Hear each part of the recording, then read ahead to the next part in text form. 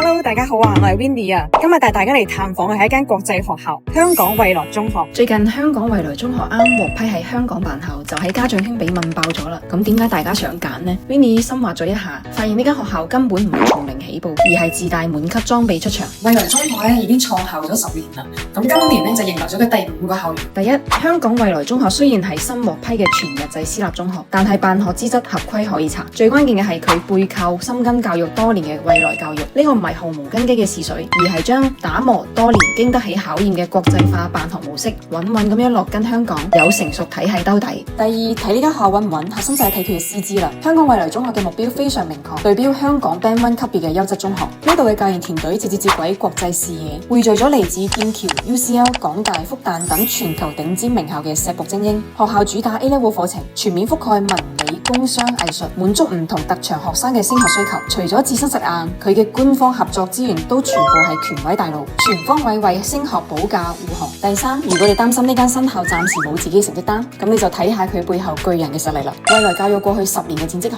觀，培養超1200名學生，保持8%嘅全球本科錄取率，每年大概50%以上嘅學生攞到 QS 同 US News 全球8強 offer。2025屆畢業生已經狂攬超450份頂級 offer， 覆蓋港大、UCL、Berkeley 音樂學院等。如果有家長朋友仲想了解香港國際學校嘅招生要求，可以嚟揾 Winnie。香港名校知多啲，關注 Winnie 話你知。